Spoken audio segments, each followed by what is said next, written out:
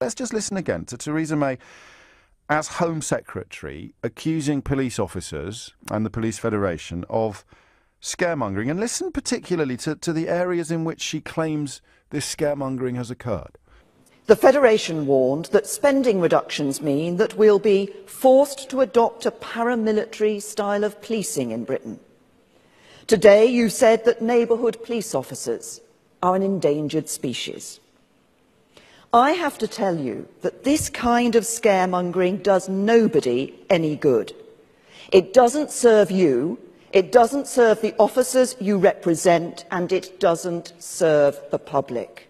It's almost unbelievable when you look at the numbers, because 984 soldiers have been deployed on the streets of Britain, were deployed on the streets of Britain yesterday to help free up armed officers.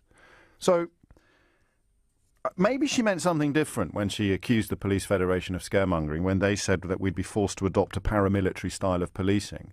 But within 2 years of levelling that accusation at, and I know the police aren't perfect, but as with the armed forces, I lean towards a degree of sentimentality when I'm discussing people who risk their lives to look after me and my family.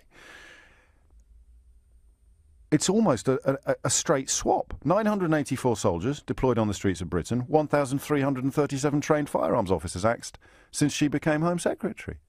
And then we'll go back to Damien O'Reilly. You'll remember in November 2010, you presented me with Community Police Officer of the Year award. I say that conference, forgive me, just to show that I do know what I'm talking about. Unfortunately, I had worked in inner city Manchester for 15 years. I felt passionate about what I was doing. In 2012, I had to leave. I couldn't take it anymore because the changes that have been imposed have caused community policing to collapse. That's the reality, ma'am. Intelligence has dried up. There aren't local officers. They don't know what's happening. They're all reactive. There's no proactive policing locally. That is the reality, ma'am.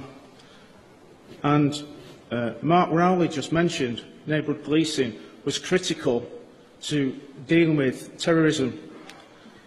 We run the risk here of letting communities down, putting officers at risk, and ultimately risking national security. I'd ask you to seriously reconsider the budget and the level of cuts over the next 5 years.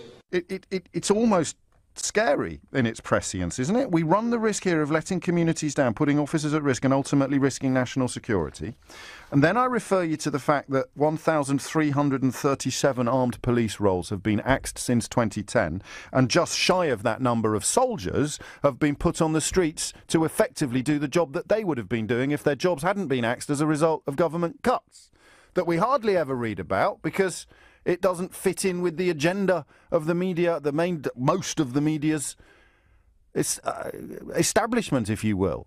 We're supposed to be reading about how they're always swinging the lead, these public servants. Look at these police officers having a tea break. Who do they think they are? 4 fire engines turned up to get a cat out of a tree. It's almost as if they're working together to just slowly chip away at anything that could be loosely described as public expenditure. Police officer gets murdered in the line of duty.